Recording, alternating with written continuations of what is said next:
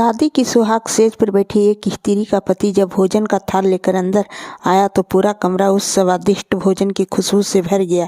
उस स्त्री ने अपनी पति से निवेदन किया कि माँ जी को भी यहाँ बुला कर लाओ, हम तीनों साथ में भोजन बैठकर करते हैं।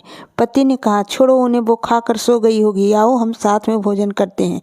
उस स्त्री ने पुनः अपने पति से कहा कि नहीं, मैंने उन्हें खाते हुए नहीं देखा है, थकी हुई होगी इसलिए सो गई होगी, नींद टूटेगी तो खुद भोजन कर लेगी, तुम आओ हम प्यार से खाना खाते हैं।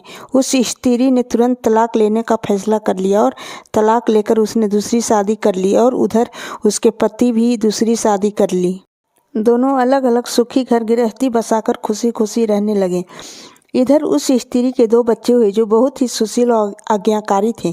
कई वर्ष बीत जाने के बाद एक दिन वह औरत अपने बेटों के साथ यात्रा पर गई हुई थी।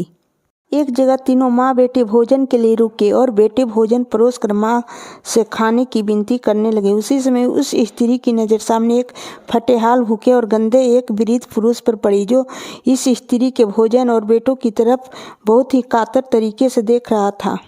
उस स्त्री को उस पर दया आ गई और बेटों को बोली, जाओ पहले उस वृद्ध को नहला धोकर वस्त्र दो, फिर हम सब मिलकर भोजन करेंगे। बेटे जब उस वृद्ध को नहलाकर कपड़े पहनाकर उसे उस स्त्री के सामने लाए तो वह स्त्री आश्चर्यचकित रह गई। वह वृद्ध वही था जिसे उसने शादी की सुहाग रात के ही तलाक ले लिया था। उसने उससे पूछा कि क्या हो गया जो तुम्हारी हालत इतनी दयनीय हो गई। तो उस वृद्ध ने नज़र झुका के कहा कि सब कुछ होते ही मेरे बच्चे मुझे भोजन नहीं देते थे, तिरस्कार करते थे, मुझे घर से बाहर निकाल दिया।